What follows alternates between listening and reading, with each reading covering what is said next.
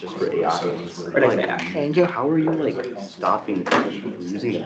There's just people walking around. They have access to like everything. They can like record you. They can like analyze stuff. Yeah, I don't know, I mean, what's That is not good. this guy's I on. lost my AirPods. I was literally holding it. I found it. Hello, everybody. Today is Thursday, October 16th, 2025. I now call this meeting of the Madison College Student Senate General Assembly to order at 4:33 p.m. Thank you. And at this time, I would like to say welcome to our General Assembly meeting of the Madison College Student Senate. This is a public meeting and will be recorded for transparency and direct conversations. We're going to cover a few basic items before beginning. If you lose connection at any point during the meeting, you can reconnect by clicking the link or calling the number in your original email. To the senators and other members online, please activate your video and keep it on for the duration of the meeting. If it is possible, use the raise hand feature if you'd like to be recognized to speak, ask questions, or request a roll call vote as chair. As to call on committee members, the order in which hands are raised, lower your hands if you have the cue. At this time, may I please get a roll call? Yep. Starting with the Executive Council, do I have President Jose Villarreal? And here present. Thank you. Vice President of Administration and Finance, Quinn Matson. I am present. Vice President Legislative Affairs, Bradley Burt. Present. Thank you. Vice President Team Development, Corey Zirkle. Here. Thank you. Vice President Public Relations, Ari Nichols. Here. Thank you. And Advisor Cole Caliocrado. Present. Thank you. Moving on to our general senators. Do I have Senator Sanjay Jagadish? Present. Thank you. Senator Annette Crowder? Present. Heard. Thanks, Annette.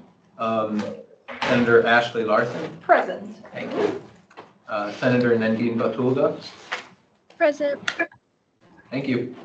Senator Ayman Adam Sharafuddin? Present. Thank you. Senator Ash Rogers? Present. Thank you. Senator Donovan Juarez?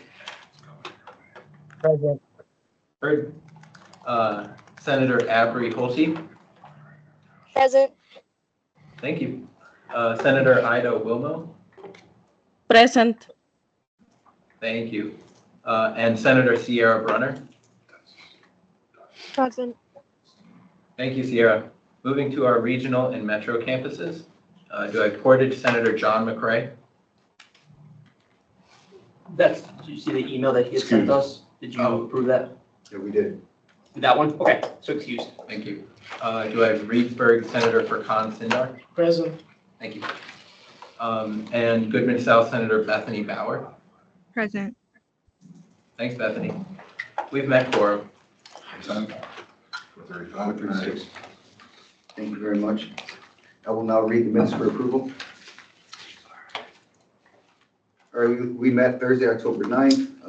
We had pretty standard order of business. We have public comment from Dr. Tim Casper, who's the Executive VP of Student Affairs. He spoke about the JED Foundation, future plans for Navigate platform, and Bright Space, moving to Workday. For team building activity, we have Vice President Sertzel. Disclosure and recusals, there was none. We have reports from standing officers, advisors, standing committees. We have reports of special and select committees. We have reports from our regional metro campuses, except for Watertown and Fort Atkinson. We have reports of college assembly and shared governance. We have no unfinished business. We have quite a bit of new business. We have some announcements. And with that being said, in our adjournment, that being said, I would entertain a motion to approve the minutes. Senator Larson enters a motion to approve minutes, seconded by Vice President Sertzel. I had opened up for discussion, in person or online. Seeing none, hearing none, I'll take a vote for unanimous consent in 5, 4, 3, 2, 1. Motion passed. The minutes have been passed. And with that, we will get into the agenda. The agenda, we have public speaker Cody White, budget and finance manager. We have Dr. Thomas, Executive VP, Policy and Strategy. We have a guest speaker, our District Board Student Liaison, Hassan. We have team building activity, disclosure and recusals, reports from the officers, advisors, standing committees. We have no unfinished business that I know of, no new business that I know of, and we do have an announcement. With that being the agenda, I entertain a motion to approve the agenda. Motion made by Senator Jagadish, seconded by Senator Larson. I'd open up for discussion in person or online. Annette has her hand raised. Senator Crowder, you are recognized. I don't know where to put this. Maybe it's more of an announcement. I wanted you guys to know that I received something from the policy committee on the parent children on campus that I have to respond to by Friday. As far as feedback on the PowerPoint that's going to be taken to the cabinet. So I guess I wanted to make sure that disclosure was made, or however you want to call it.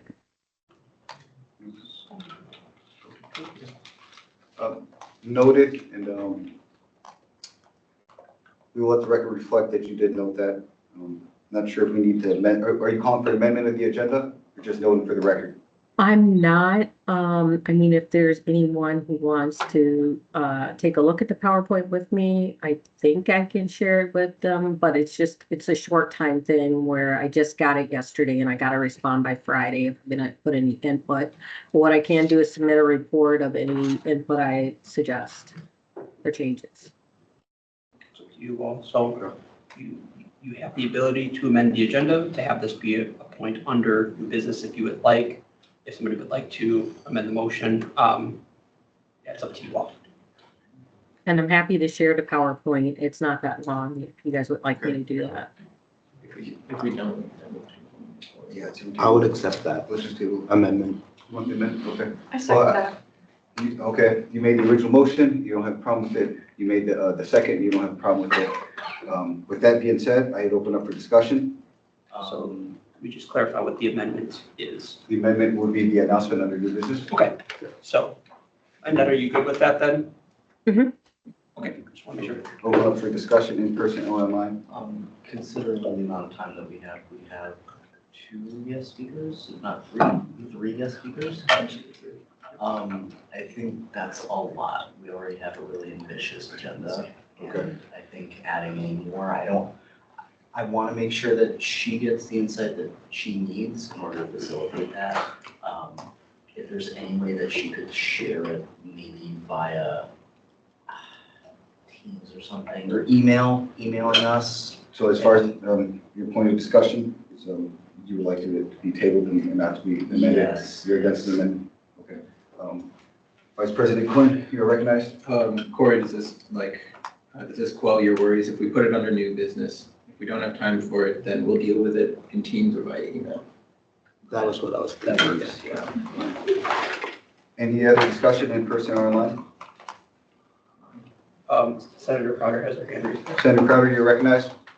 I think the thing I want to note too is I'm not positive that I can share the PowerPoint because it's not it's shared with me and certain other people. So I'm not positive I can share it out. I think I can only show it potentially on the screen if anybody wants to see it, but I think it's only like 6 slides, just as an FYI.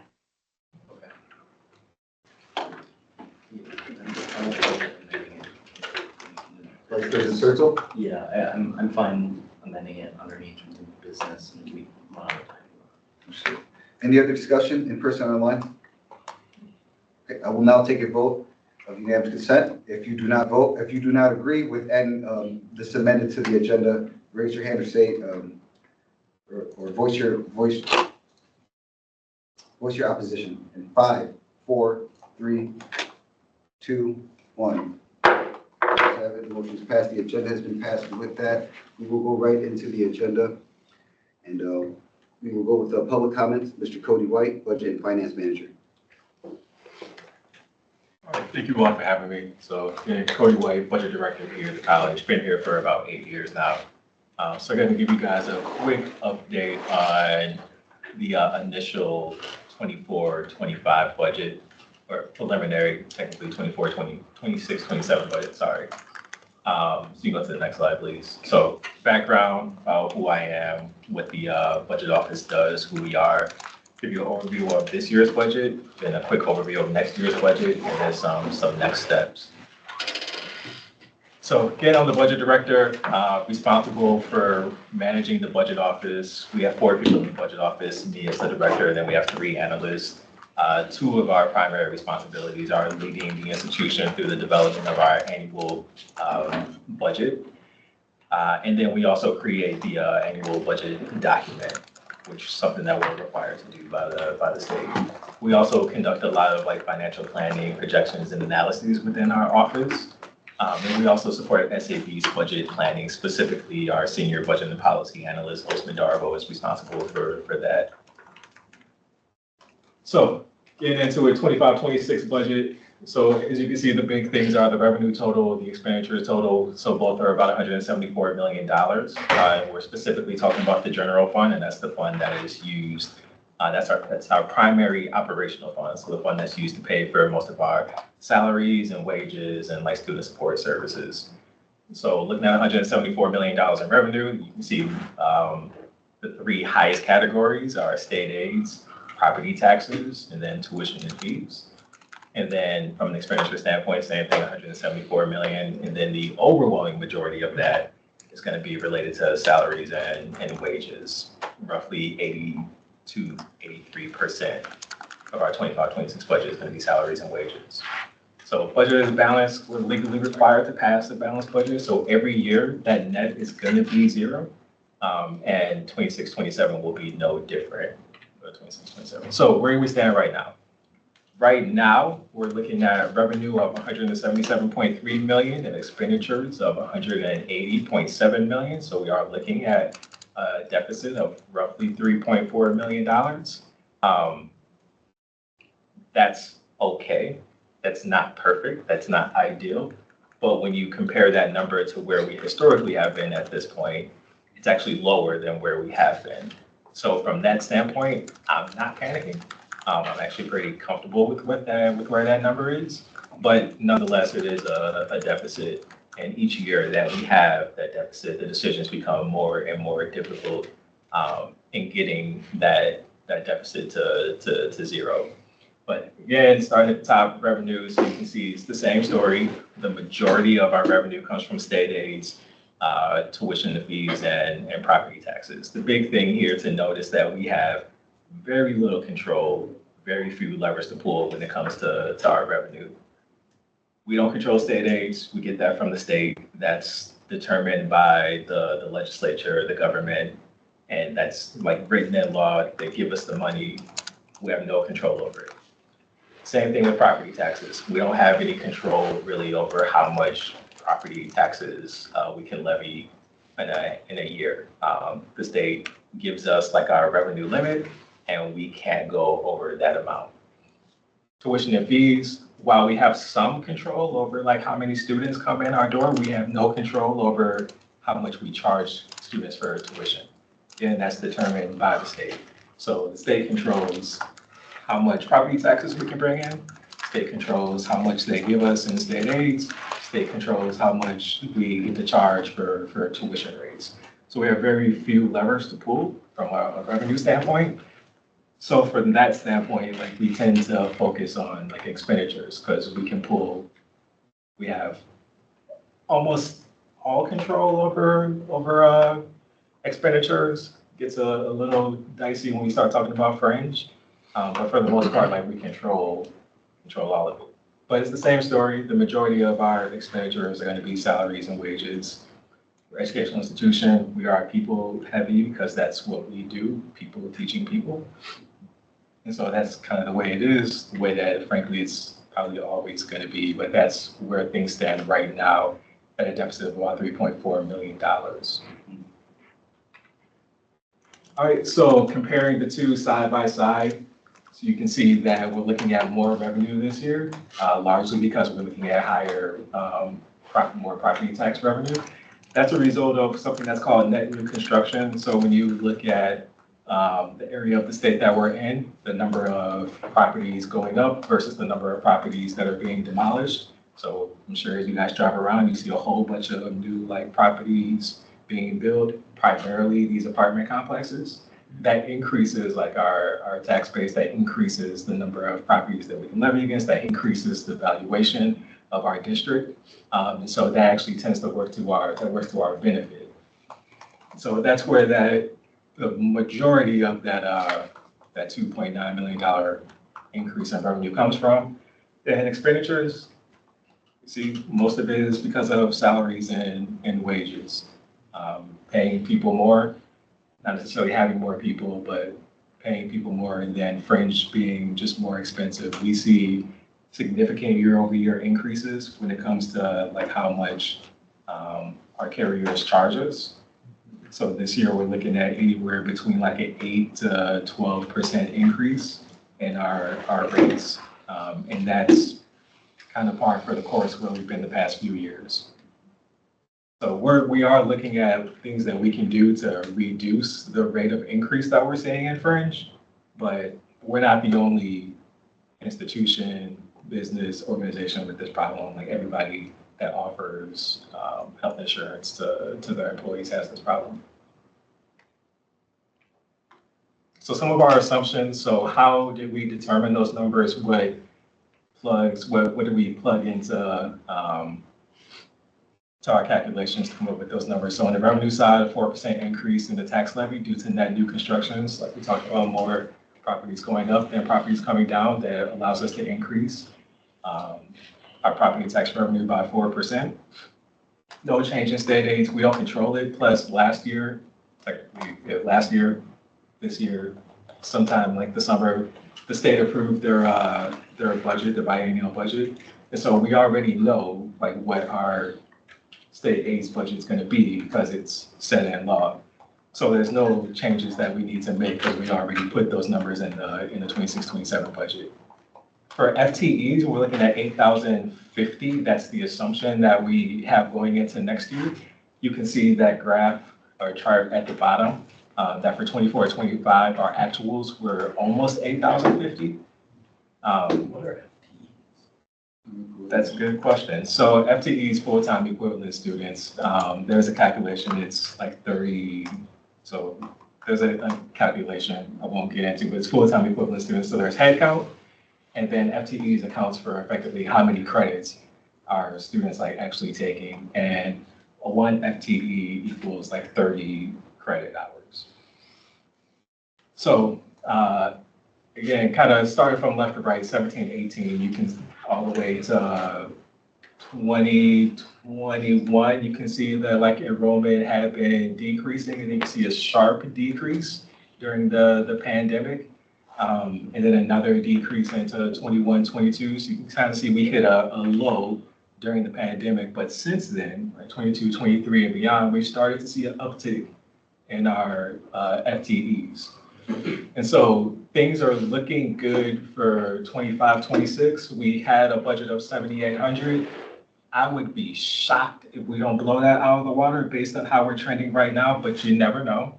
We haven't really started to see spring enrollment figures yet, but as of now, my words, not sure if my colleagues on my left would agree with my words, it looks like we're trending about 4 or 5% ahead of where we were this time last year. So if that holds true, if we could be looking somewhere close to 8,400 range, but again, no idea yet what's going to happen during the spring. So again, that 8,050 number is a very conservative number. That's what Cabinet was comfortable with when I took this to them, because we have no clue yet what spring is going to look like. Once we start to get those spring enrollment figures, then we'll take another look at that FTEs projection and adjust it as needed. And then we're also projecting no change in tuition and fee rates. That's something that we historically have done, because again, we have no control over it.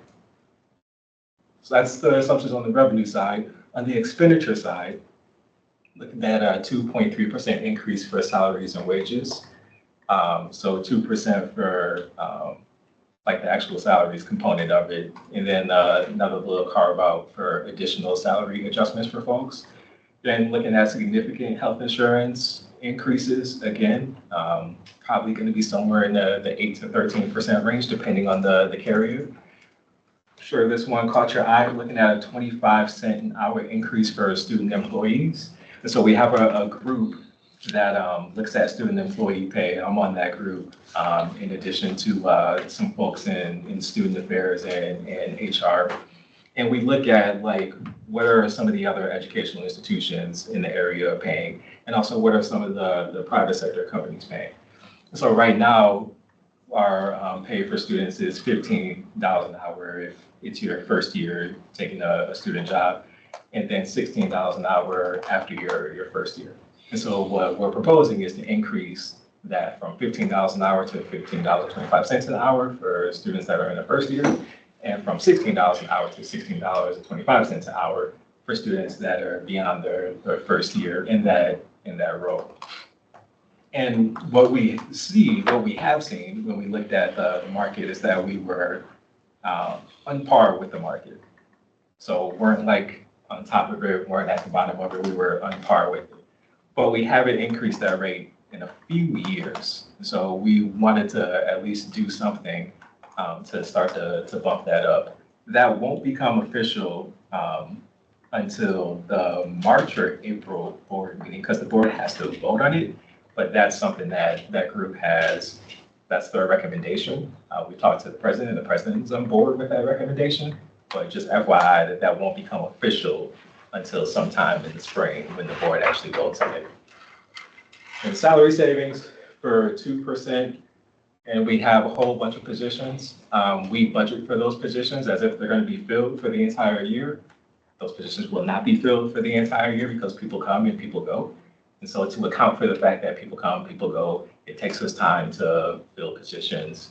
We budget 2% for salary savings, and a contingency for 3%. Something's going to happen.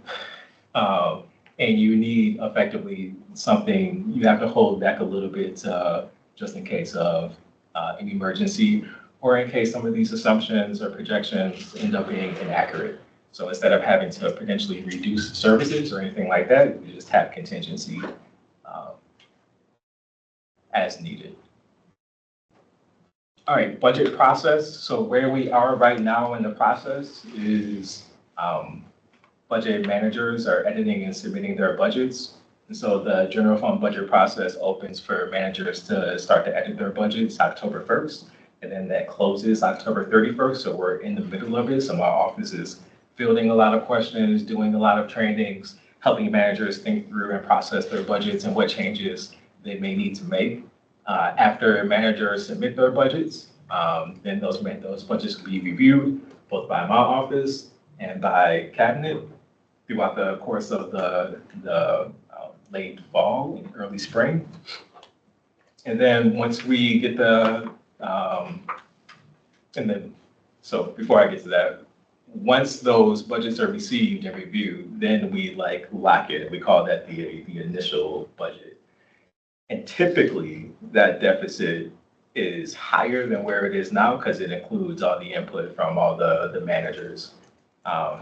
And then after that, cabinet will start to do the work of balancing the budget over the course of the late fall and early spring. I say it all the time, the budget will be balanced because the budget has to be balanced. We're required to balance the budget. So it will be balanced. There is no scenario where it will not be balanced. So once the budget is balanced, which will happen by the end of March, then we take that balanced budget to the April board meeting. And we present that to the board as the preliminary budget. And then we have a public hearing on it in May. And then the board votes to approve the budget in June. So that's the budget process. And again, where we are right now is in the early stages of it, with managers putting in, submitting their budgets and providing input on the changes that they may need for the subsequent year budget. Great. Do I take questions? If you. Vice President Maxson. Under expenses, second item is fringe. What is that aside from health insurance? So a lot of insurances, so there's health insurance, there's dental insurance, there's taxes, right? Because employees pay taxes, but employers also pay taxes. Those are like the main things. And there's, I'm sure, some smaller things. There's like 20 things that go under it, but the big thing is health insurance. At least half of that number, probably more than half of that number, more than half of that number is health insurance. That's the big thing. And then there's other small insurances. Yeah, then there's some other like type of liabilities for like sick leave and stuff like that. Some of it gets a little accountant-y, but the big thing is health insurance and other dental insurance, well, not dental, but health insurance and other types of insurances and taxes. Those are the big things that roll up to that $40 million figure. Advisor Cole? Just curious, could you tell us a little bit about, so the contingencies, just there in case like something's gonna come up, we have to be ready for it. What are some examples of like things that we've had to cover that would have us at like a $5 million contingency? Yeah, so like so one thing is like property tax. And so we have $49.9 million budgeted for next year. There has been years where that number has been low, where whatever our projection is has been low. This is one of those years where our projection is like $500,000. Our projection actually was $500,000 higher than what the actual amount is that we brought in. And so instead of going back and reducing $500,000 from one of those expenditure lines, we just take it out of contingency and everybody's made whole. The same thing with like FTE. So I haven't really had to do that recently, but in the past, when our FTEs were declining, if we went into a year and we thought our FTEs were going to be 8,300 and it ended up being 8,100, recognizing that is roughly round numbers, about $500,000 of revenue per 100 FTEs. So you're $1 million short. Again, instead of reducing like expenditures by $1 million, you just can pull that from contingency. So like things like that are typically what we hold contingency for. Awesome, thank you. Supervisor Cole? Senator Rogers? I noticed a little over $500,000 for IT and data processing. How does that relate to the change in third-party providers for technical services, Workday Student for Mass College? Yeah, so that's primarily going to be operational costs associated with like our technology services department. So it's primarily going to be like, it's going to be some of their like more annual operational type contracts. There are consultants because they have a lot of consultants over there. It's not really going to be for like that SIS project. That's going to be something that's more capital. But once like we get past the phase of like implementation and we get to where like that's just part of what we do, then like that would become like a regular software contract probably. And then stuff like that is what you would see there. So a lot of those like smaller contracts, non-capital contracts. So by non-capital, I mean like the more short-term, low-dollar contracts, and then a lot of like the consultants that they have, because they have a lot of consultants. As you might imagine, those IT consultants are very freaking expensive. Their cost, and some of those contracts can be like $200,000 to $250,000 just for like one person. So that's what a lot of that IT data processing is, just like operational costs associated with having an internal IT, or what we call technology services department. We do have a question online. Senator Juarez, you have the floor. Yeah, I have a question. So when you said you want to have a balanced budget, what areas are you considering austerity for to get that balanced budget, or in a good case scenario, a surplus? I would love if we had a surplus. I haven't experienced that in my 8 years here, but typically, so you all are smart. So you can see that when we're looking at expenditures, so there's two levers that you can pull. Thursday, you can adjust your revenue assumptions, which like we probably will once we start to get spring enrollment numbers in. And then that will then increase like our revenue. So hopefully we can revenue like our way out of it. Probably not likely to happen, right? And so like you guys see the numbers, so you know that the biggest lever to pull is gonna be like that salaries and fringe benefits line, those two lines. And so what we tend to do is we work with, so we have this benefits committee, and so we'll work with our carriers to see if there's any way that we can like slow down the increases, so we can look at like some alternatives. Maybe we can educate more people on like high deductible health plans, which are cheaper for like the institution. So there's things like that that we can do to shift some of those costs down. Then we also look at like retirements and we think through like, all right, this position is vacant. Do we need to fill it, or is there another way that we can still deliver these services at the same level with the same quality, but with fewer staff? So those are the things that we tend to look at. We also, we look at all these lines, but again, those are the two biggest ones. We're constantly picking at that supplies and services line because we have seen some underspending historically in that line. Another one is utilities. And so what we've been doing is installing a lot of renewable energy sources. And what that does is then that decreases the amount that we need to use for utilities. So we've been able to keep that amount constant and even seen like some small reductions compared to what it would be if like we hadn't installed those renewable energy sources. So there's things like that. But again, the two big things are going to be once we get that spring enrollment, seeing if we can adjust that FTE's projection up if it makes sense to.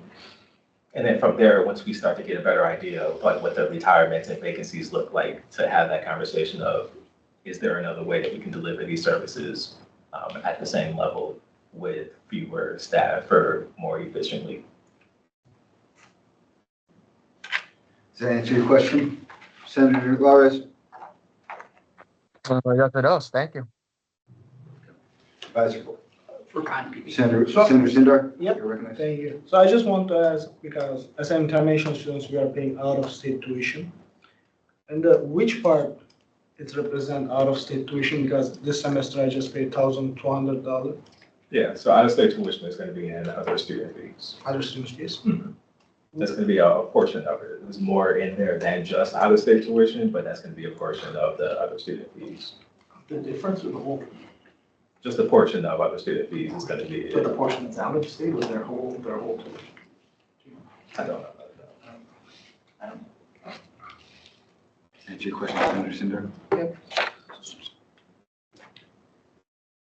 You have a second question? Yep. I'll let you go. I've already asked a question. So Senator Sindar? do we have chance, because I think we international students paying as a 1%, international students, we are paying more than 50% of the other student fees with the out-of-state tuition. So I think it's just a suggestion.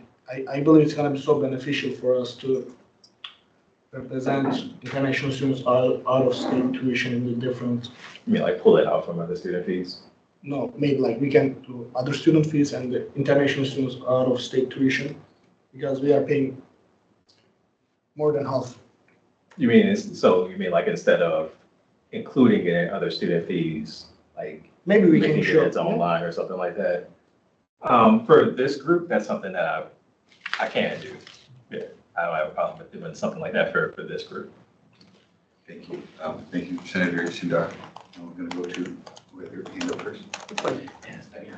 Which vice president wants the first question?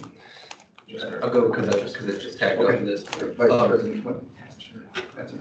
What else is in other student fees? Just in brief. Say it again. What else is in other student fees, if not, domestic and in-state? Yeah, there's, let me think. I don't think so. If you give me like 2 minutes, not 2 minutes, but like 15 seconds, I can tell you a lot more because I can just pull up this report.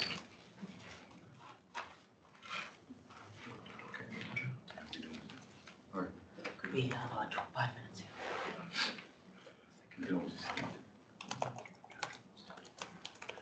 So VP, VP search.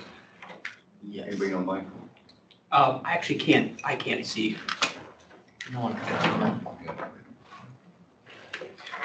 Almost As you there. take your time, Cody, we just want to thank you for coming in, and bringing these numbers down and describing them in ways that we can understand it. And with a good presentation like this, it gives us a sense to really look at what you're working with here. We don't envy you, but we're glad good minds on the job. Yeah, so we have, so there's 2 different types of fees, out-of-state fees, because we differentiate between, not only the state differentiates between, like the AAAS, so the folks that are in the more of like the university transfer programs versus the students that are in occupational programs. So 2 different ones. Last year, those totaled about, I'm looking at about 450,000 of the $1.4 million that we brought in from the student fees last year. There's also something called outside authority fees that I am not 100% sure what that is, but I'll tell you, there's about, I'm looking at 20 different lines here, and a lot of them are like 5 figures. And if you could, Cody, you can also just point us on how to find this information, correct? I can tell you the report. I don't know though if you all have access to it. Yeah. If you're a student employee, you might, which most Everyone everyone was will see. here. Okay. It's called, yeah, I can send the report to Cole. I can run the report for last year and then send it to you all. You all can see it yourself. Is that sufficient? Very nice, Cody. Thank you, sir. So, Vice President Sosa. Yeah, I just was curious. I know that we make revenue out of the bookstore and out of our culinary departments. What would we be finding that in terms of revenue? Where would we be finding that versus? Yeah, you wouldn't find it on here because this is just general fund. Right. And so we have 7 different funds. That kind of stuff for like the bookstore and like dining services is what's called the enterprise fund, which is like an enterprise fund. And so those are funds that are effectively supposed to function like the private sector, where they're supposed to bring in enough revenue to cover their expenses. So that's a different fund. You're not going to see it on here, but yeah. I feel like there was more to your question though. Yeah, no, I was just curious, like, what happens if they're surpassing their expenses? Where would we find that in terms of revenue, where we're cutting into our overall expenses here? Yeah. So the 2 are separate. They're separate. Yeah. Right. We can't cross them. There's ways to do it, but for the most part, like legally, we can't like cross them. I would love that scenario that you just said, where like they brought in more revenue than their expenditures. I would love if that ever happened, but I've been here 8 years and I haven't seen that yet. So what ends up happening is they typically like run at a deficit, and we effectively subsidize them if we end up having like a surplus in the general fund. Some years we do, some years we don't. But again, we're working toward getting them to at least be break even. If I could get them to break even, I would be a happy person. If I could get them to be profitable, I might retire. I'm nowhere close to being retired.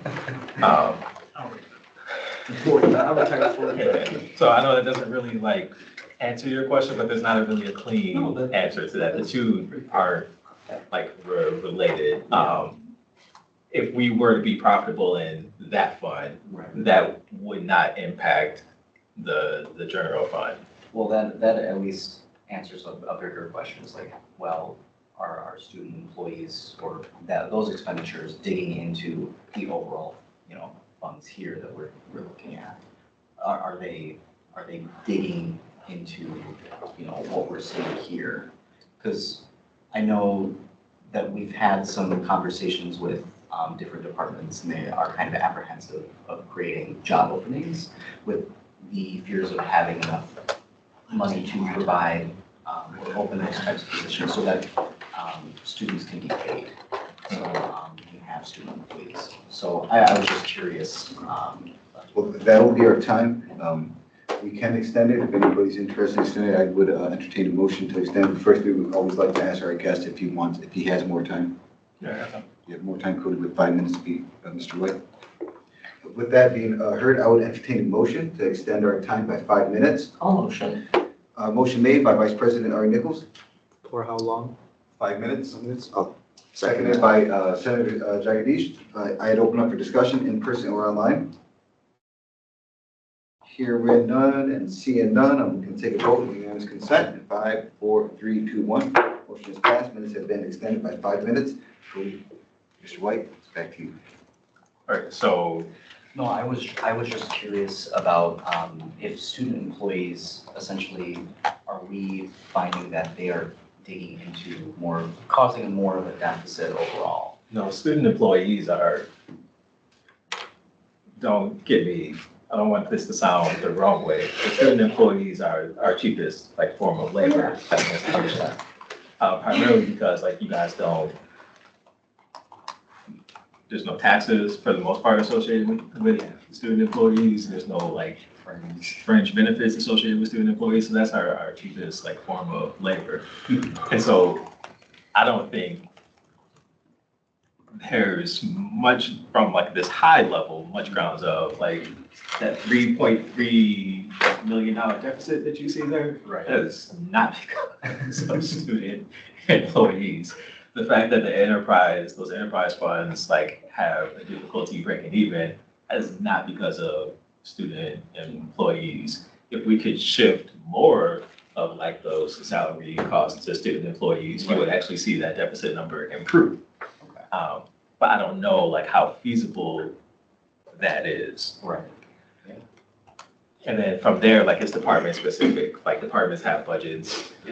We strongly advise them to stay within their budgets. And so whether or not they have enough budget to add student employees is going to depend on, again, each individual department. I'm going to go with Advisor Cole and then Vice President Ari Nichols. So my first question is the institution, because I'm just unaware, required to have any type of like reserve set aside? Okay, is that a significant contribution to our, when we kind of start with this deficit to then try to cover it? Because is there a percentage that's mandated that you have to put into reserves? Yes. Okay. So from an operational standpoint, we want to have, so think of the reserve as like an emergency fund, right? So personal finance, one-on-one, like you're supposed to have 3 to 6 months of your expenses saved up in an emergency fund. And we effectively have the same thing for the college, but for us, it's 25%. And so it's 25% of, technically it's supposed to be our like expenditures, but we use the revenue number. So 25% of like our revenues, we want to make sure we have that amount set aside in this specific emergency fund. And right now we have 25% set aside in that fund. So like in the event that we did need a rainy day fund, we have sufficient funding to like lift the institutional loan for something like a quarter or something like that. Who had the question next? I do have a second question, but Ari can go. Ari has the next question. Yeah, so when we see construction like we did with the One Stop, is that something that is incorporated in this budget, or is that something that falls into a different budget? It falls into a different budget, so that's gonna be the capital budget. Got it, thank you. Vice Cole? Just wanted to ask, so if you don't use the entirety of the contingency fund, what happens with that at the end of the fiscal? In a perfect world, where like we hit our budget 100%.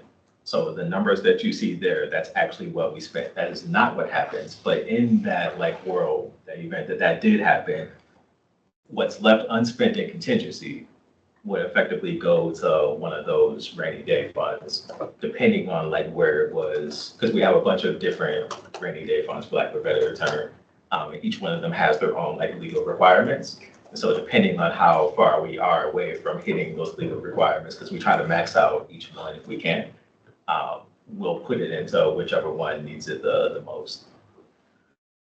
I'll take it off. The last question, when was the last time we did have a, there wasn't a deficit? Well, there's never a deficit once we pass the budget, right? But you mean like at this point of the process? During the forecasting period. I don't know. 12 years, no. 12 Yeah, years. 8 years, no, 12 years, no. Haven't seen it yet. It's because when we do this process of the forecast, the budget, people want things, so they ask for things. Right. So I had this much cake last year, and I want another layer of frosting on top of it Nobody ever wants this less. year, and nobody wants less, everybody wants more. So as we start the process, so we're in the process now, nobody's made any cuts yet, everybody's made asks. Eventually, it gets to zero because we have to pass. Has to. Has to pass. Then you'll come back and inform us for sure. Yeah, for sure. People pull out the same cake next year and ask for another layer of cake. Well, that has us at time. I want to give Ms. Cody White a big round of applause. And if we have any further questions, may we email you? Appreciate it. Right. And with that, we will now go to our next guest speaker, Dr. Mark Thomas, Executive Vice President of Policy and Strategy. Thank you. I've got a little presentation too. I think it's a little shorter than Cody's. Also happy to stay for any questions. So it's about Vision 2030, and if you go right to the next slide, say what that is. So a vision articulates the direction of an organization. It's not a strategic plan in and of itself. It's setting sort of the real big picture, the blueprint, what we want to be, what we want to stand for. People will call different things like principles or pillars or commitments, things like that. A short set of statements that sort of sets expectations, makes sure we're in alignment, and then holds us accountable. And you'll hear me repeat those three things over and over again. Like set expectations. What do we want to do?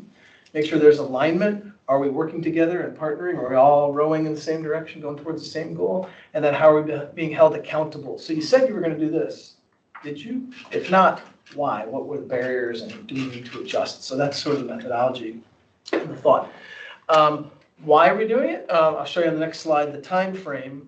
When we started this 2 years ago, we were at a time of transition coming out of COVID, and President Daniels, our previous president, had announced his retirement. So there's this time of transition for the college. And the board, I'll talk a lot about the college's board of trustees, the board wanted to create a blueprint or a framework for setting goals and ensuring continuity from that time of transition into the next period. Coming out of COVID and hiring a new president, right? So it was this transition period, and they wanted a blueprint for how to navigate that transition period. And how we did it, a number of things. I won't read the slide, but looked at what information was available. We did numbers of focus groups. We had an advisory council that included students, faculty, and staff. And then we had this very open-ended survey tool that you could type in anything you wanted. Like just open-ended, blah, blah, blah. We should do this. You should do that. You should do that. And we use a set of AI tools to assist pulling all that data together and putting them in big chunks of themes. So it's like a student childcare theme. There's a student access to technology theme. All the concerns and interests that people had, they sort of got grouped in these big buckets of similar kinds of things like that.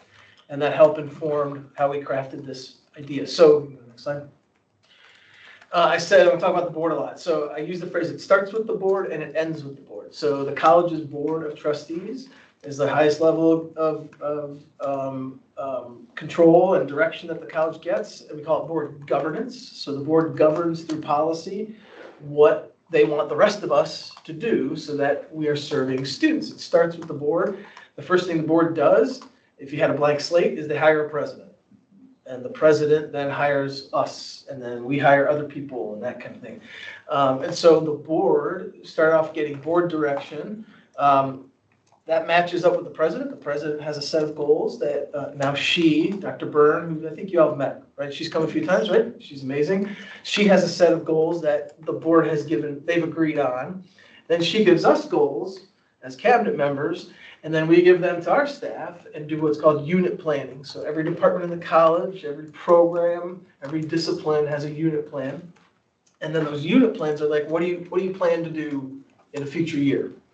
And then you put together your budget and you give a very big number to Cody and what your budget request is, but it's supposed to be in alignment with your unit plan, right? So all these things are supposed to trickle down. And then once the budget is set, then you start doing that work. And so each school, each department starts developing their own plans for execution. So there's a facility strategic plan, there's a strategic enrollment management plan, there's an academic plan. We have all these plans across the college, strategies for how we're going to go back up that ladder and get the goals done that the board itself set out. And so that assessment and accountability is the arrow back to the board. That's why it's drawn this way. Dr. Casper put this slide together, and I've used it 1,000 times because it just sort of tells the picture of how the board tells us what to do, and then the board checks on us to make sure we're doing what we said we'd do. So I'm not going to read through all these, but this is like what the last 2 years were of work and putting together Vision 2030. Sort of ending with January of this year, we started reporting back out to the board and how we were doing against the goals. And so for the past 10 months, we've been giving, almost 11 now, we've been giving them a monthly report where we talk about how we did with each of these commitments. So what we ended up with was a set of 6 statements that we called them strategic commitments. And you go to the next slide. Again, I'm not going to read them, but these are the 6 strategic commitments. The board adopted these as policy. The first one is about being a preferred choice for students in South Central Wisconsin. The second one is about removing historic barriers to success for students, and it's around like what are the systems, policies, and practices that the college should change to make sure that things are more equitable. So there's historic barriers that have been barriers to success. We want to use data to improve student success, so we monitor data to see where the gaps are in student success by program, by different demographics, by different locations, where some students are doing better than others. Why? What's the difference? What do we need to do to intervene with that to make that more equitable? Technology, I mentioned that's one of the big buckets that folks came up with. So yeah, technology is really important. All kinds of technology, everything, the cameras, the computers, the networks, your own comfort with using software, digital literacy kinds of ideas, right? So that's really important and always and forever will be in all of our lives. And then what do the academic offerings look like? And what are the opportunities for career going into the workforce directly and transferring to four-year institutions? So how are we monitoring that and making sure that what we're offering is high quality and what the employers need so they will hire you, right? Because if we're just teaching people how to play poker, not a lot of career opportunities in that. There's some, but not much, right? So what are the things that people are hiring people for? That's what we should be training people for, so they can get hired, right? And it has to be high quality. And so we have to hire high quality faculty. We have to have high quality facilities so that the instruction is high quality. And then the final thing is supporting the whole student journey. And so this is really about how do we engage with our community partners so that K-12 school districts are the biggest example, so that students are prepared when they come to us, right? How do we engage with our K-12 partners?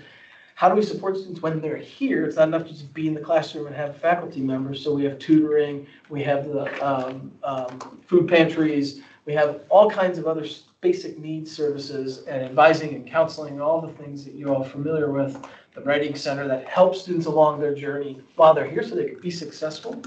And then sort of tied to the career transfer element under number 5, like what are the opportunities for students once they leave us? Right? So it's one thing to prepare students for entering the workforce. It's another thing to have agreements with colleges so that your transfer is seamless to that four-year institution. You're not on your own trying to run in there with a transcript going, will you please take me? We try to have those agreements with universities so that it's a seamless transfer process for students. And then we have career and employment unit that helps students get prepared for interviews. And y'all know we have the clothes closet, help you with your resume. We have employer career days, those kinds of things. So what can we do? You're not going to be with us anymore, but we want to help you get there still once you've left us and be successful once you've left us. So those are the 6 commitments that the board passed. But it's nice to have like a list of 6 statements. What are you going to do next? You go ahead. What are we going to do with those statements, right? So then we have to take action. And so to hold ourselves accountable, we have to have a set of things we're going to measure to say, were we successful? So some of you who've been here a year or so know there was a slight delay in hiring a new president, right? So we had a 6-month delay. And so we wanted to wait until the new president came before we determine that. So this is kind of the stage we're at right now with Dr. Byrne as the new president. She's been here 106 days or something like that. In that 106 days she's been here, though, if she's come to see you, you've heard her talk about the completion agenda, right? That's her word, that's her thing, that's her MO, that's what she came in with. That's what the board has said. Yes, completion is very important. So we've worked on creating a set of completion metrics, and this is for the board. This isn't about Cody completing a class. This is about the collective, all students. How are we doing across the board for all students? Because that's the board's perspective. The board likes each of you, but we can't tell the board how each of you are doing, right? That's an impossible task. So their assessment of how we're doing is in the aggregate. It's in the total, right? So we have a measure, 3 measures that we're going to start using to show them, did students complete the program they signed up for? If they didn't complete the program they signed up for, did they at least complete some credential within that program? So you didn't get your associates in accounting, but did you get the certificate at least? Did you get something? And then did you get any other kind of credential with the college? So in aggregate, the board's going to start looking at those. And then again, we're in process. This is next steps. Right now, this is happening live with the board. What are the other metrics besides completion metrics? What are the other things along the way, right? Because completion, y'all had statistics or anything, leading and lagging indicators. Some of you have heard that. A lagging indicator means it's done, it's over. Completion is done. We can't do anything else. You completed or not. It's all the things before completion that we do to help you along the way, right? So did you have success in your first course? Did you have English and math in your first year? Like, what's your credit load? Are you only taking 1 class at a time, or are you taking 3, 4, 5 classes at a time? Because research shows that all of those kinds of metrics are measures of ultimate success, right? So we know that the more credits you take along the way, the more likely you are to complete a credential. We know that students who take English and math in their first year are more likely to get, that's just what the data's told us over time. So when we start looking at those different measures, we're trying to give ourselves like okay, does the student need some help along the way to increase the likelihood of their completion? So we're starting to look at what measures to use to do that, so we can put in place interventions, practices, and other things that'll help move that along. So that's the process we're in now. In terms of next steps in that process, it's setting those targets and then coordinating strategies around those initiatives and projects. And what are we going to do? How do we make sure we're monitoring it? And then again, loop back out with the board. And also, as importantly, looping out through the college community. So you all know what we're doing as we go along. Our colleagues know what we're doing as we go along. And we make sure that we're all on the same page. Just real quick, so the whole thing I'm talking about right now from the perspective of the board is assessing the college's effectiveness. Are we doing what we're supposed to do, right? We're supposed to make students complete a credential. That's really what we're supposed to do at the end of the day. Are we doing that? And there's just different ways of comparing ourselves to assess. Or if you just look at how you're doing on your own, should we be doing better than we are? I don't know, I have nothing to compare it to. So you have to compare it to something else. That's what the assessment part is. So we can look at our peers, other WTCS colleges, Milwaukee Area Technical College, how are we doing relative to them? We can look at that across the country. So IPEDS is the national database with the Department of Education. You can look at any college across the country, any accredited college across the country, at how they're doing, compare yourself to them. So you find peers, who are similar institutions to us. A tiny little institution in the middle of North Dakota with 400 students, probably don't want to compare us to them. MATC Milwaukee, okay, similar size, similar student demographics, let's compare ourselves to them and others. Internal trend analysis, just how are we doing versus how we did last year? What does it look like relative to ourselves? And then the third one, the more strategic and controllable ones are how are we doing towards the targets we set. Right? It's one thing to measure yourself against last year. It's another thing to say, we're going to improve this measure by 5%.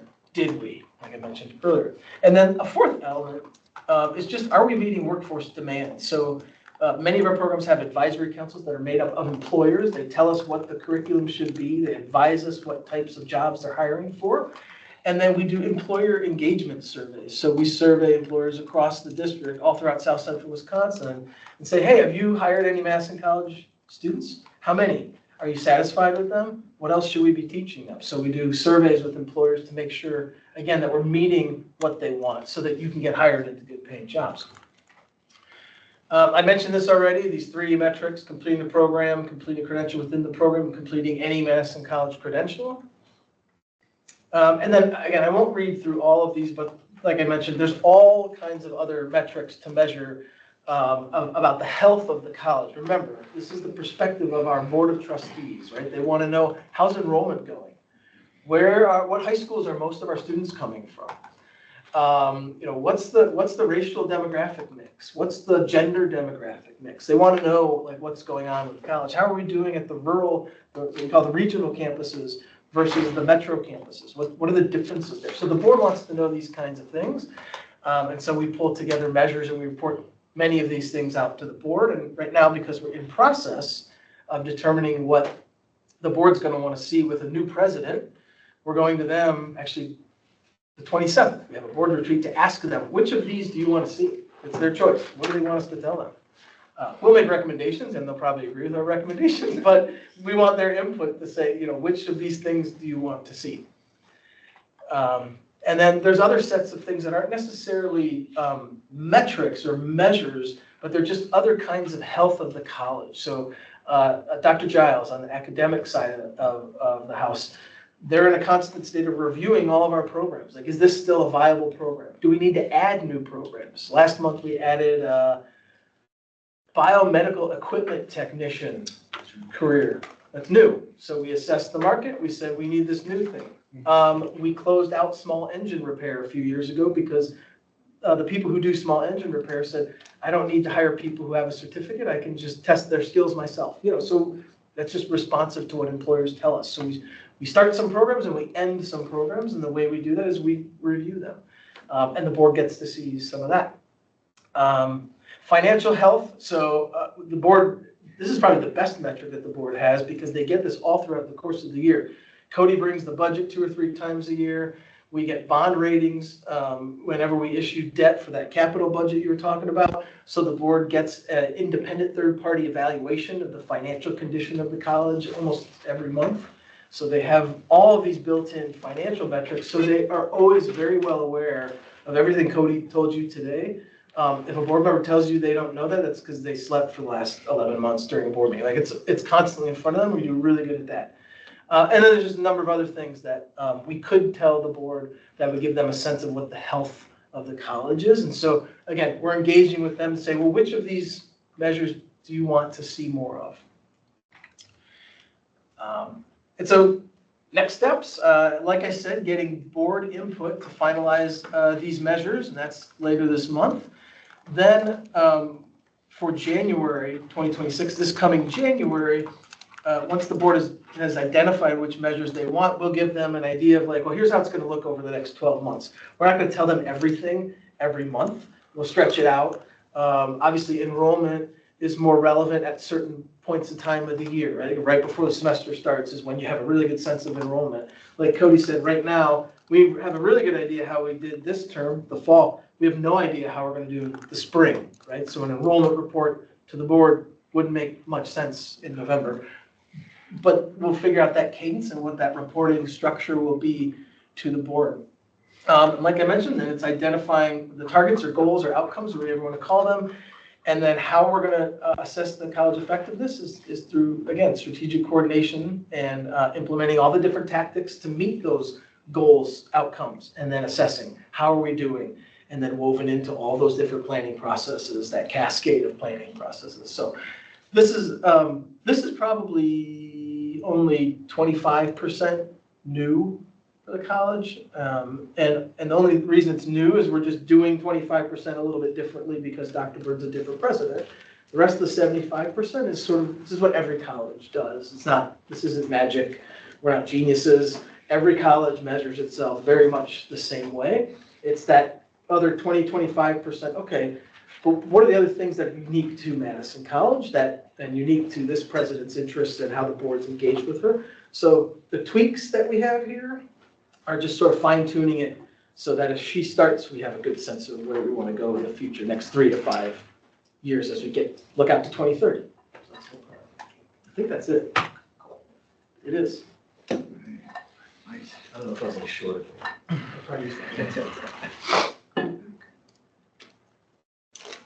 We're gonna have to open it up right now for discussion. Yeah, we got 12 minutes on. Who's first? I don't know if you are, yeah, I'm sorry. I don't know if you are the correct person to ask because sometimes I have confusion with titles. So I just want to tell you, while other institutions decrease their international students number, Madison College, 30% increase the international student number from 160 to 210 in just 1 year. So I just want to give a little bit information about it. 210 international students mean, as a person who's paying $10,000 a year, so meaning $2 million, almost we have revenue in international students. And my thing about while other institutions decrease their number and we get the snowball effect, maybe we can put international students in our Vision 2030 to support our institution. And about preferred choice, we can bring Madison College from state level known to international known. I just want to share. No, thank you. I am the right person actually to report to me. So when we talked about, I talked about all those other plans that we have, right? There's a plan for facilities, there's a budget, there's a global strategy. So the Center for International Education, you know those guys, they have a global strategy for how do we do international student recruitment, to get more. How do we set up new and additional opportunities for domestic students to study abroad, to go to other countries. And then we have a number of different relationships with other nonprofits and other international colleges where we provide some technical assistance for some things, or we just have other partnerships around research and things like that. So there are global strategies to grow all of those things. And the justification is exactly what you said. Not only do we think it's important for our domestic students to have sort of cultural competence, like they're going out into an international world now. It's not like everybody just stays in Wisconsin and only has to know about Wisconsin. So you have to know more about the world, number one. Number two, it brings in revenue. So that's correct too. And then number three, no one at the college is doing it for prestige or ego, but it is something that when we go and talk about ourselves, we're proud of. And it's just one more element of why Madison College is a great place. It's not the be-all, end-all of everything we're doing, but it's a really important part of what we do. And Dr. Daniels embraced it, and good news, Dr. Byrne also embraces it. To your point, we are the rare college that increased international student enrollments this year. That's going to stop, though, now as visa requirements have changed. So we are seeing a slowdown in international student applications for the spring term now. So we were really happy to go to the 210 you mentioned in the fall. We don't know what exactly it's going to look like in the spring because I would like to tell you the reason of that. So I would like to explain about Wisconsin. Wisconsin is... One second, Senator Sindar. We're gonna have Dr. Thomas we're gonna let Dr. Thomas finish his statement, and then if the time allows, we will get you back. Oh, I'm sorry. It's not a discussion. So no, that was kind of it for me on the answer to that. I'll say what we've seen as part of the slowdown is student visa processing has slowed down from the federal government. That's just that process happens. We always have many more international students who apply than actually come. And that may be because they've applied many places and they just chose to go somewhere else. It may be because their personal situation changed, or it may be because their visa did not get processed. We don't know.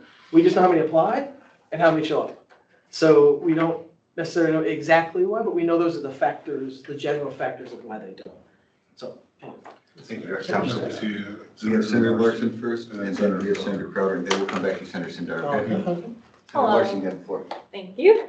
So I have a question. Earlier you were talking about data that was showing how that kind of explained that students who are taking more classes tend to do well and are more committed, along with English and math. Is there any way that we are able to take a look at that data as Student Senate? Yeah, I could share that. I could share that with Cole. There's Community College Research Center. You just Google that to find that. And there is a set of, I don't know what to call them. Early momentum metrics is what they're called. So I guess that's what you call them. Measures. There's just a set of measures that through the research that the center has done, that's what it's indicated, is that students who take more credits earlier on have a higher likelihood, because the longer it takes you to complete, the more likely something may happen in your life that stops you, right? So what we know from our data is that students who are here 3 years, students who are here 4 years don't complete at a higher rate than students who are here 3 years.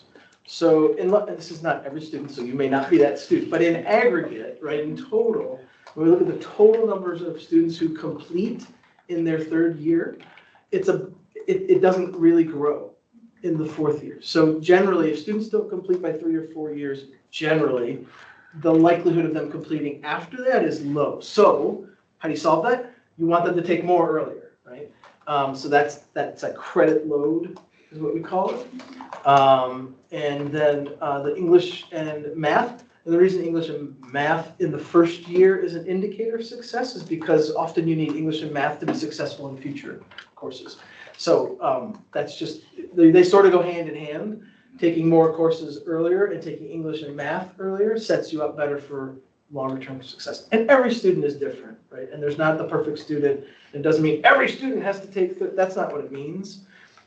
It means how are our students generally doing relative to that measure, and is there room for us to improve upon that, right? So how would advising change to advise students to take English and math in their 1st year, right? As opposed to just letting students pick whatever they want. No, we want to have a little bit, we sort of call it intrusive advising. We want to encourage you to take English and math in the 1st year. So some of it is changing our advising model, and those would be some of those next steps, is like, how does there's like 40, 50 advisors at the college. Well, that's a lot of people to change how they do things. So that needs a practice and tactics and a strategy and training and those kinds of things. So it takes some time, but we have to take this step first before we can go take those steps. So yeah, Cole, I'll send you some data on the community. I won't send you theirs. You guys can look up CCRC yourself. I'll send you some tables for Madison College data. That is what we shared. We're sharing with the board and what we shared internally to cabinet, so we could have this conversation. So I'll share that with you all. Thank you. Dr. Thomas, we have Senator Crowder online. You are recognized.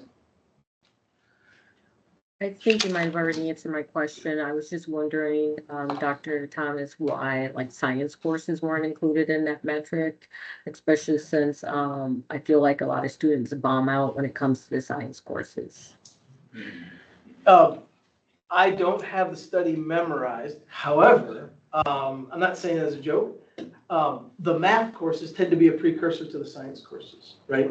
So that's what I was saying. Like the reason why we want those English and math courses up on the upfront is so that they can succeed in the subsequent ones. It doesn't mean that the other courses aren't important for success. Of course they are. You have to finish them all, right? It just means that as real indicators that are actionable, English and math are the ones that really we know are the highest indicators. And so you can't pick everything. So in prioritizing and picking something, those are the ones that are the strongest indicators. Thank you. Yeah.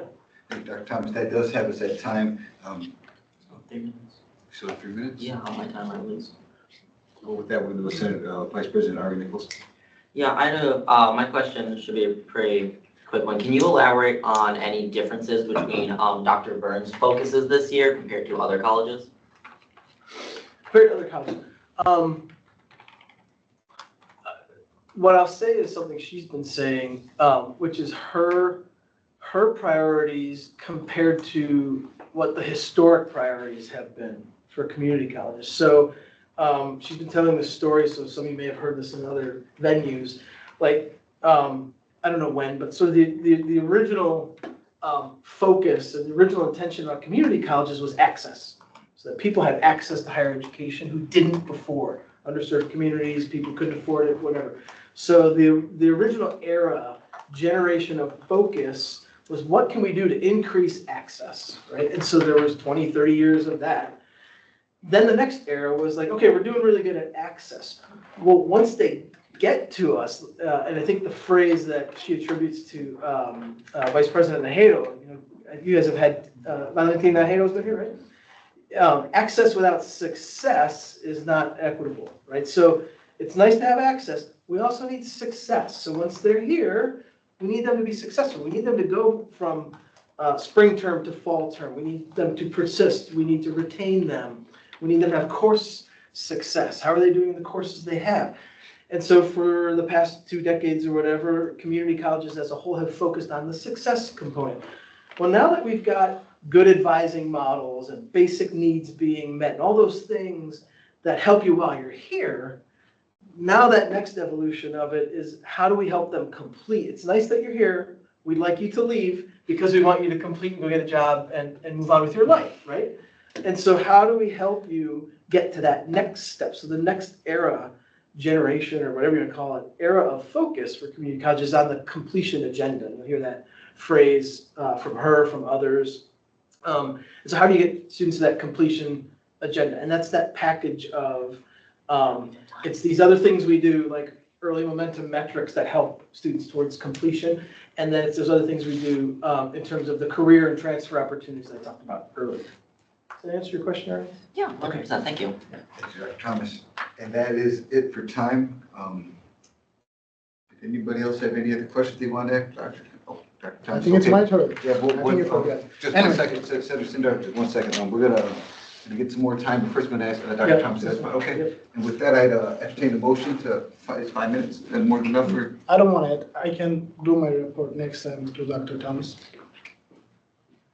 I can give my report next time to Dr. Thomas. It's fine. Yeah. All right, great, sounds good. Let's go get Dr. Thomas. It's always good having you come, guys, come talk to us. We love Very coming. good, thank you too. Now we are going to go to our student liaison for the district board, Hassan Hashmi. Hello, everybody. Well, actually, I like this new carpet thingy that you guys have. That is cool. Yeah. So today. Thank you. Take care. Thank you for coming. Yeah. See everyone online. Take care. Thank you. See you. Hello, everybody. Thank you, Quinn. I was at the other room. Earlier.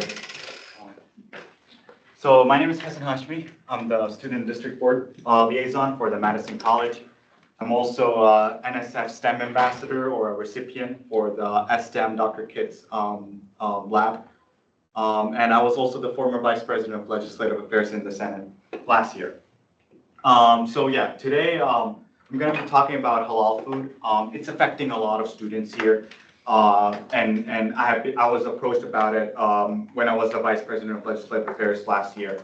It's an initiative that I held over like almost a year now. I just need let's say to go to another level. So next, yeah, thank you. So what is halal food? A lot of you guys have asked me to come in the Senate and talk. So this presentation, I will make it on time. This presentation is going to be in 2 sections. What is halal food? And then the other section is about my resolution. I do apologize. I have the resolution printed here. If you guys, if you want to pass this, it's one stapled and one paper. So what is halal food? When you go basically to a grocery store, to a supermarket, you see organic eggs, non-organic eggs, or you know, like pasteurized milk, raw milk, whatever. It's a label that the factories and the slaughterhouse put on the meat. The halal means literally permissible. It means that you can eat it as a Jewish, as a Muslim, and some other religions, they do have different kind of permissibility. They do have some different kind of religious needs. or for example, Hinduism or apologize Sikhism, they like have to have vegan or vegetarian, no dairy in the meal. So halal, like I said, it means permissible. It means that you can eat it. There's some foods that are always halal, like anything comes from the ground, anything comes from the tree, like, fruits, vegetables, they're always halal. So there's not question about, oh, is this apple halal or is this orange halal? It's always halal. There's some foods like from the sea. Anything from the sea comes, you don't have to slaughter it in a different way. It automatically dies, like shrimp, like fishes, like salmon, they automatically die. The other one is peanuts and grains, and it's similar to vegetables. They're always halal, that you don't have to slaughter them. And also dairy products like cheese, yogurt, milk, they're always halal. What is not halal is that, like, for example, pork. Pork is not halal. Alcohol is not halal. And then the last point is the non-halal meats, which is, for example, you have a burger, which is not halal, which is not slaughtered in a particular method, and you have a burger that is slaughtered and permissible, you cannot do cross-contamination. So that other meat patty will become, the good meat patty, the halal meat patty will become contaminated with the oil, with the, meat. Two different cross-contamination will make it not halal. So this is a little bit 101 about halal food and what it is. So why factories, industries, they like non-halal food? It's not that it's like for a certain religious group, we're not going to offer it. It's about money, it's about profiting, and it's about antibiotics, industrialized farming, putting halal meat has to be slaughtered with a person that has to have a sharp knife. There's a lot of rules for it. It has to be a sharp knife. The animal cannot see other animals. But factories, they can use taser. They can use a gun that hits on their head. They have multiple ways of slaughtering the animal. Also, the blood remaining in the animal makes it not halal. You should drain all the blood that is in the cow when slaughtering it. In the chicken, you should drain all the blood because it creates bacteria infection, all that. Please stop me if you guys have any questions. Or if you have like quick questions, I can definitely answer that. Also, non-halal is not regulated. So if it says halal on the meat, it has to be inspected by a religious person or a USDA or something. It has to be made sure that it is actually halal. Non-halal, you could literally eat any meat and it's not halal. So halal means the labels on the meat are being regulated by the USDA and stuff like that. Next slide, please. Thank you. So why halal is the absolute best solution? There are several ways. First of all, the knife has to be sharp. So it's less humane. I study animal science too. I'm not bragging about myself, but there's a connection between the heart and the brain. The more sharper the knife is, the animal doesn't feel about it. So I'm just giving you guys breakdown about how the method is actually like conducted. The more sharper the knife is, the less connection, the immediate effect is, the animal will feel less pain. It's not zero pain, it's just very less pain, rather than doing electric shock or stuff like that. The antibiotics, any drugs, anything before slaughtering the animal is prohibited. You cannot put the animal on euthanasia or give him a drug that will make him fat or something. That's all prohibited. Also, it's like I said, a minimal way to give up pain to the animal. Also, like I mentioned earlier, the blood has to be drained all the way. So we cannot leave English is my third language, by the way. So we cannot leave blood in the animal and produce it and go to cooking it. It has to be drained when slaughtering. Please, next slide, Cole. Thank you. Okay, it's a middle ground for people who don't want to go vegetarian, but also who care about the animal. I actually included some resources in the very last slide in my presentation about these studies. Vegetarians also agree, not necessarily eat it, but they agree with it's a more minimized pain for the animal. Also, it's like I mentioned earlier, like 2 times. I apologize, it was a last minute presentation, but it's a less ethical. It's a moral way and a more humane way to slaughter the animal. So here's the other section comes. Last year around February 27th, I passed a resolution with the last year's Senate. It's demanding halal food in Madison College, on this campus, but also other campuses, Feel free to read the resolution. I'm not gonna go like through all of it. I'm just gonna go like through a couple bullet points, so just everybody have an idea about it. I'm not gonna go like to everything since we don't have time, but just a couple of them just to get a highlight about it. The first bullet point or the first whereas is Madison College serves a diverse student population, including many Muslim students who follow halal dietary restriction. Halal means, like I mentioned in the slide, means permissible. It refers for the food to be prepared accordingly to Islamic dietary guidelines with a focus on humane and ethical treatment of the animals. Halal meat and chicken clearly labeled in other original packages, showing that they're being treated standardly, and so keep it truly halal, and it could be handled separately and no cross-contamination from other non-halal to avoid cross-contamination. Currently, students who require halal meats are unable to eat many of the protein options, specifically here in Madison College, like chicken or beef, that are available in the cafeteria, severely limiting their choices for protein. So they go to peanut butter and jelly and sandwiches and hard-boiled eggs, other snacks. They could eat meat. It's just our meat is not permissible at all. Because there's inefficient halal options, some students have to bring their own food or go outside the campus while have a convenience of buying meals out of school, which creates an unequal experience and compared to other offerings such as pizza, sandwiches, salads, and Beyond Burgers, and all vegetarians. They could choose all Beyond Burgers, but they can still eat the meat. It's not being slaughtered. It's not being labeled in a standard way. The next slide, please. So here's my actions and commitments were, and this bill was passed with other senators also. They're currently here, but also it was a lot of support for this bill. The first bullet point is Madison College Dining should identify and start working with the vendors and that provide halal certificate product. Number two, provide easily accessible information about halal meat availability on the college website and the food ordering system, including in person, at the point of sale, and the cashiers, and includes halal certification. There's like a certification where they have to put like a organic certification. They have to put it on the kitchen, so it's going to be clearly labeled. Conduct student surveys, measure demand, gather feedbacks, and determine necessary adjustment if there is any adjustment. And if successful, Student Senate will work on collaboration with the dining hall to expand it to the other campuses and the regional campuses also. Dining services will explore cost-effective Scrabble option for providing halal meats and ensure that halal options are clearly labeled in the menus in the kitchen, chefs, and the proper training to handle those halal and no cross-contamination with other meats. Next slide, please. As you guys see quickly on the previous slides, I apologize, there was 8 yeas, 0 no's, and there were some abstencies. But there were 0 no's, and the Senate was pretty much in support of it.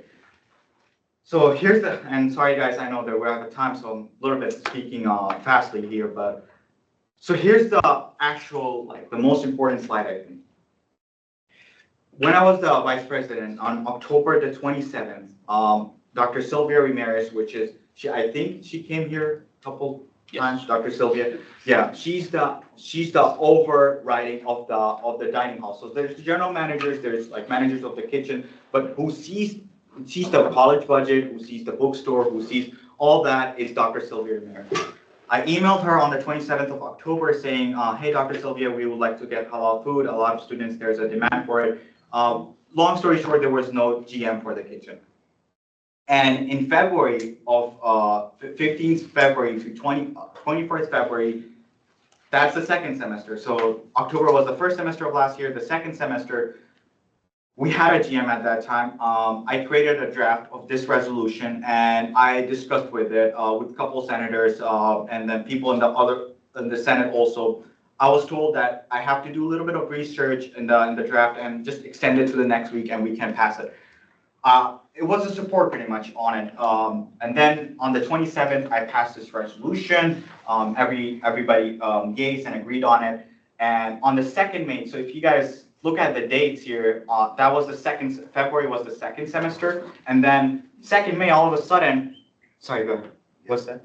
Over time, but okay. Please continue. Yeah, I will be, yeah. So on the 2nd May, which was about 2 months and 5 days, I was informed that Ms. Kim Henderson, she had reached out to me after 2 months, which I was really surprised why. is unfortunately, in long story short, there was no communication forwarded to her about the resolution. So that was a meeting. After that, I had a meeting with her on the 19th of June. We're going to call it right there. We have to respect the time. I will open to a extension of the time if the time permits. Open up for a motion to extend the time. By how long? 5 minutes? Okay. Senator Larson, motions to extend the time by 5 minutes. Do I see a second? Second from Senator Jagadish. Now I'll open up for discussion. First person recognized, Vice President Quinn. I'm of the position that there is more to discuss here than we'll get done in 5 minutes. And we're on already a pretty tight schedule. I appreciate that you kind of laid a lot of the groundwork for this last year. This has been something that we were talking about and hoping to get in touch with Muslim Student Association so that they could help us with negotiating with the kitchen with the new GM. I'm of the opinion that we should not extend this discussion right now, but that we should loop you in on future discussions, correspondence we have via emails as we continue to work on this. I do agree with that. Vice President Sertzel, comment has been noted for the record. Vice President Sertzel, you just echo comments. Okay, India, Advisor Cole. Just for the discussion aspect, there is always the option that if there was more that you wanted to cover, reaching back out to myself, the executive team, to set up maybe a secondary time to be able to come back and complete this if you would like to, just to plan out the information. Thank you, Advisor Cole. Can I add something on This is the discussion about the motion that Senator Larson is to add in 5 minutes, but you can discuss any point topic that has. Who was the second on that? Second was Senator Jagadish. No, I'm okay with this motion. I'm supporting too. Okay. All right. With any other discussion in person or online? I'm gonna have a vote by roll call to approve the motion. Okay, well, so technically speaking, if the point is to not move forward with the motion that has been motion seconded, you can go through the process of saying yes to extend it or no to extend it. Or if they want to pull back their motion, they can technically The discussion being remove good, that. did you want to withdraw your motion? I'll reach out. All right. Okay. Okay. All done. Thank you, Steve Hashman. Thank you very much. With that, under respecting the time, I believe we're going to entertain motion to table the team building activity. I motion. Motion by Vice President Nicholson, seconded by Vice President Team Development. Any discussion in person or online?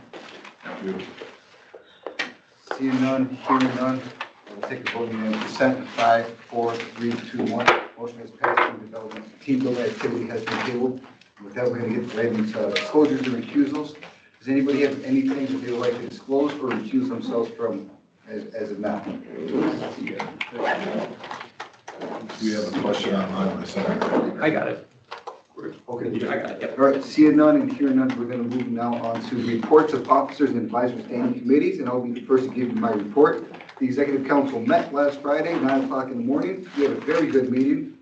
We were looking forward to coordinating a trip. Well, your president is looking forward to coordinating a trip to Fort Atkinson to fill that Senate seat in chance I can. We also assigned our senators, newly senators, to their respectable committees. We are discussing a seat that is opened up for shared governance, which is the College Assembly, and there's a couple requirements, and there's going to be a rollout of how we are going to conduct this. And from tomorrow's ET meeting, we will get to the details, and by tomorrow afternoon, it should be finalized. So that is it for my report. Please, if you have any questions or comments, send me an email, send me a Teams message, and I will respond to you. With that, is there anything quick for me, in person or online? Okay, thank you very much. And with that, I will give it to now Administrative and Finance Committee, Vice President Mattson. Yeah, Finance Committee met last week. We meet Friday afternoons, if anyone wants to pop in. We oversaw one club budget request approval. by the club funding coordinator. And then we continued our discussion of the 3-year plan. And I even assigned a little bit of homework. We don't have too much to do week to week right now. We're just kind of laying the groundwork for 3-year plan discussions that will snowball into a lot of work week to week. Maybe near the end of the semester, but really in spring semester is where it's at. That concludes my report.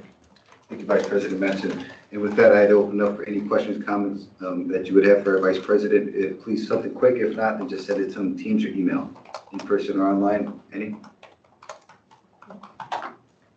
Seeing none, hearing none, we're going to move now to Rules and Legislative Affairs. Vice President Burt. Yeah, just real quick, I'm gonna keep it brief. I just got 3 line items.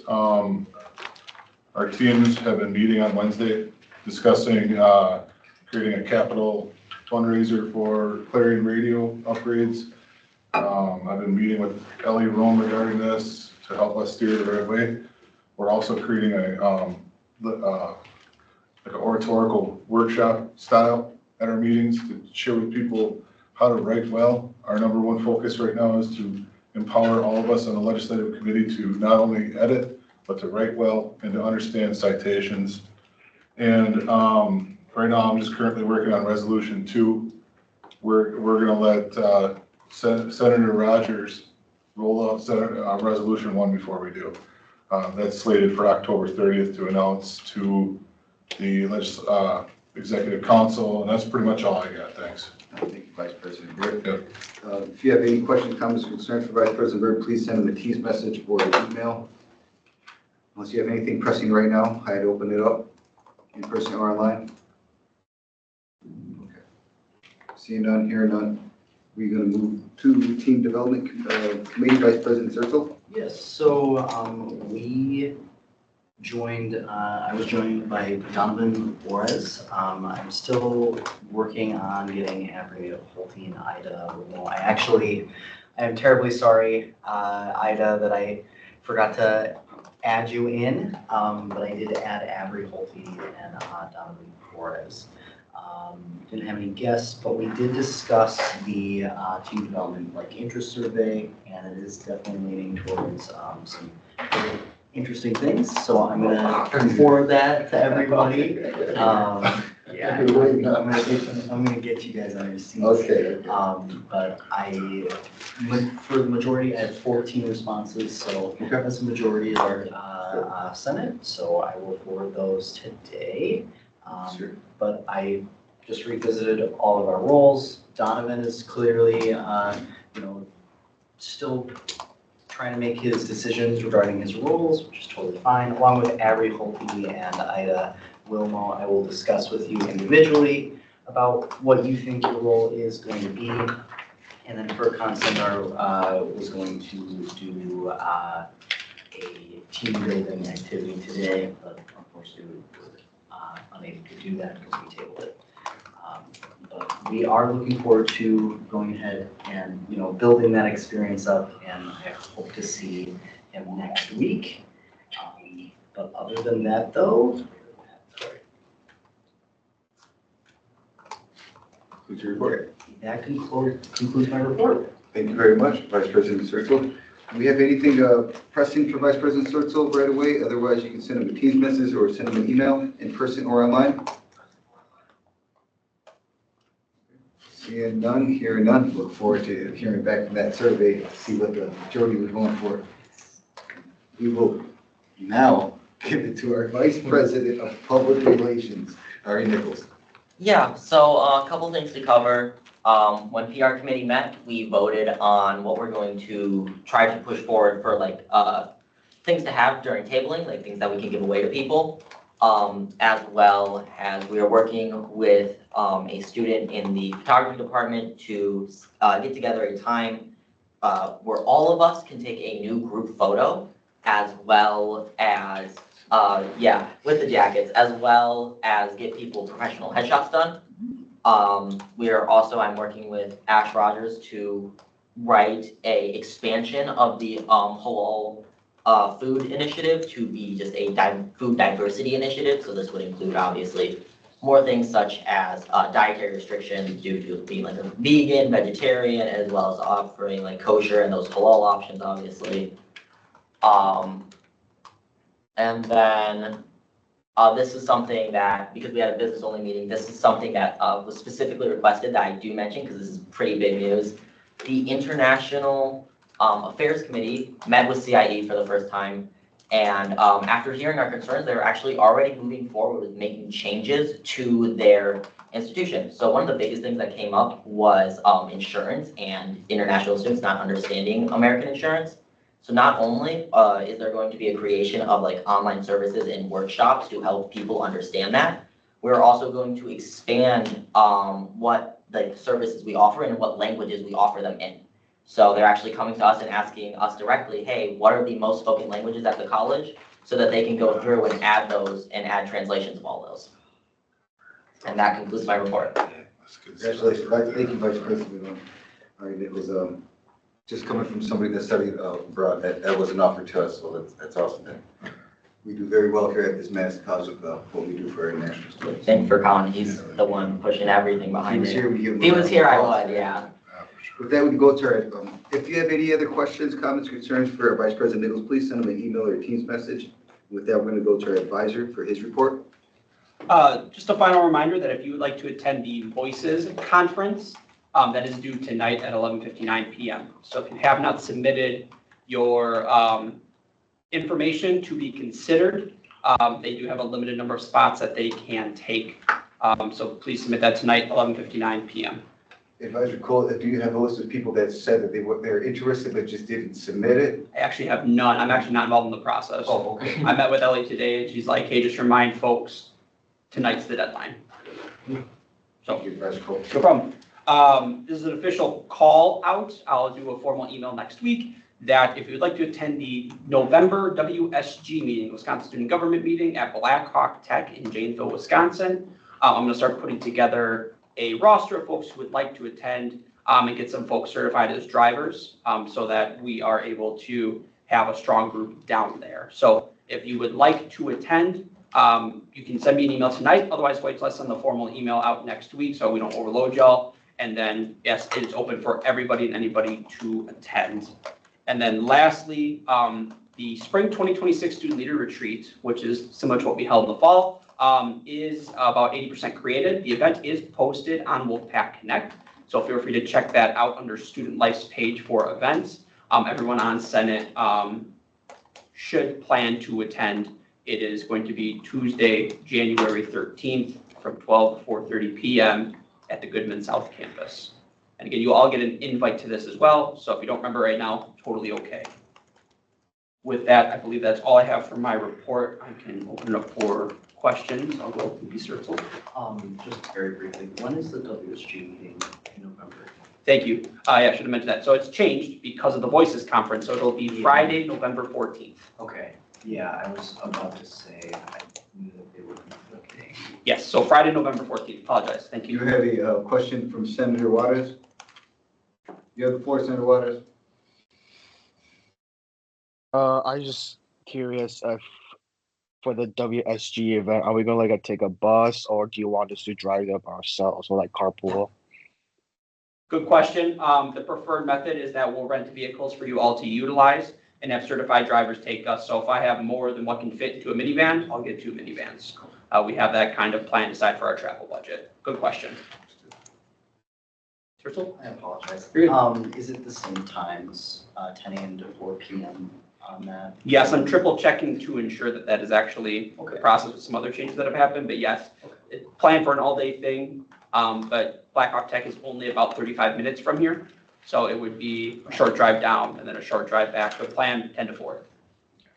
Do you have any other questions? Now we're at Yep, send me a message. Send them an email or a Teams message. Thank you, Vice Cole. And with that, do we have any unfinished business? Moving on to new business. This was the time thing at this point.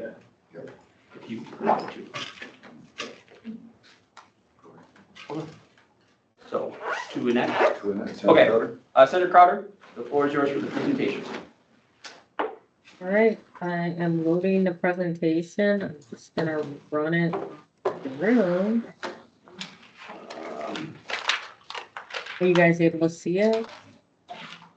Yep. No.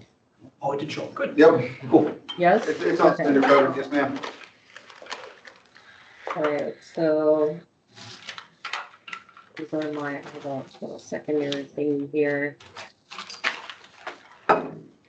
All right, so basically they're just asking for feedback before they take it to the cabinet. This is page 1.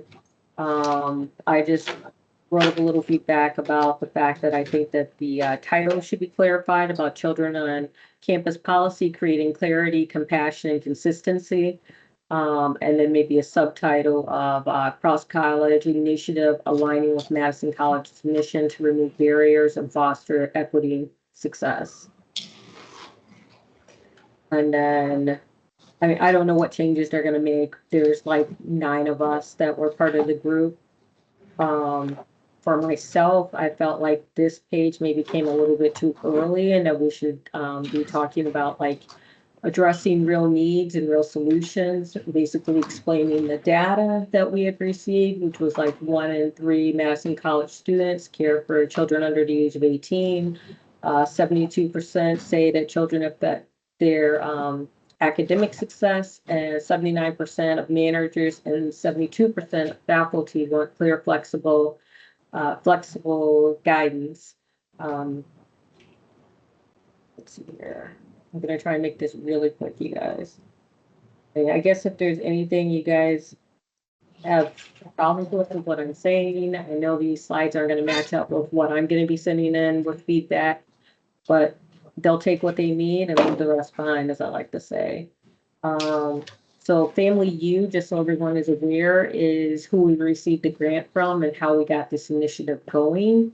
And I just felt like that we should be talking more about the equity access, student success, workforce development, because workforce development is also pushing the pipeline of getting more childcare educators educated, because there's a huge shortage, and we have a childcare, what do you call it, desert in a lot of places here in Wisconsin. Let's go to the next one. 8. Okay. And I think part of it is that she was that Tina is trying to make sure that everything we had talked about in previous meetings is on there, but she's like doing the slides and just trying to get it going. So then I was thinking this should be listening to our college community, talking about the 1,700 responses we received from students, faculty, staff, and managers. A clear, consistent college-wide policy. That was like a huge thing, something that was easy to understand, flexible, and for rare emergency childcare needs. And I think that's something that we haven't covered yet and should be covered early on so that we don't alienate the people who do not want children in the classroom. And of course, we have a policy in place too where they can't be in dangerous situations. So of course, they're not going to go to labs or anything like that. It's supposed to be like literally rare instances. Slide 5. What are we on? Slide 5, slide 6. One of them, yes. Here we go. On here, I don't know, I thought we should be putting our implementation plan on there. So that's what I'm sending back, is what we had talked about for an implementation plan, so that, you know, not only the cabinet understands, but when it's rolled out to the students, that we know what the expectations are. And for the college personnel, they know what the expectations are of when the plan would be fully active and how it would be implemented, and the training aspect that we included with it as well.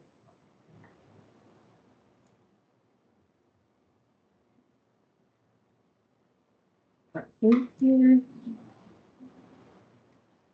I wish I had a double screen, you guys. And then I just thought that clarity, you know, I don't know, I felt like we just kind of have things mixed up, and I think it's just because you know, one person was working on this, and I think that's why Tina really sent it out, was to make sure we got everybody's feedback and send some things back. So I'm just going to share the last few slides. I hadn't gotten to those yet. But I guess if there's any questions, anybody has, any thoughts? It's a document that's, shared from Tina only to the people who are listed on the document. So I don't know how to get it to anyone else. I just know I have to respond by Friday, end of day, if I'm gonna give any feedback. Okay. That's the end of what I have to say. Please open up for discussion, and first hand I saw was Vice President Quinn Mattson. Can you remind me who this presentation is intended to be for? It's gonna be for the cabinet. For the cabinet. Yep, because we've been going through this process, for well over a year. And then it got put on hold at the start of this year because it was at the point of where we just needed to, we had done all the groundwork for it. And now it was time to basically start putting everything into action and taking it to the cabinet, for approval. Thank you, Senator Crowder. Just want to echo Vice President Burt's statement for the record. He said, thank you for the hard work and dedication. And with that, I'm going to go to Vice President Surtsel. Yeah, I think this is a really great, solid start. I think what you were discussing in terms of just the flow of it, I do definitely see where you're coming from in terms of the flow, moving the statistics so that right from the get-go, it's, really setting it in stone. It's like, hey, this is our students, they come first.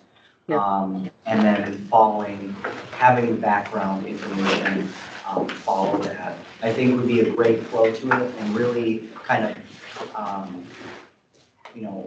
hammer down or send it all the way through to our cabinet. I think it's just very, very important to get our flow down with this and really form this so it looks pretty professional too. I mean, I love the palette. It's looking fantastic so far. Really solid start. Thank you, Vice President Surtsel. I'm going to go right to Senator Bowers. You have the floor. Hi, I know, hello. Annette, do you know when they say they're trying to make it consistent policy, are you saying that they're trying to make it so that children are allowed in the classrooms, that specifically those lab classrooms that would put them in danger? Or what do they mean by like consistent? Okay, so by consistent, they mean that all of the teachers, professors are following a consistent policy, that they have consistent guidelines. As far as children in the classroom, the policy is set up for it to be like rare emergency type situations and not like a regular daycare type situation. It's to keep someone from like missing that big exam or like, I don't know, a presentation or, a big assignment, where you're getting a lot of information. Okay, thank you, Senator Bowers. Is there any other last questions or comments for Senator Crowder? Okay, with that, we would ask that you email or send her any Teams message. Senator Crowder, if you need anything from any one of us, please just send us a Teams message or email us and we will respond. Thank you for all your hard work and for what you do, Senator Crowder. Let's go to give her a round of applause.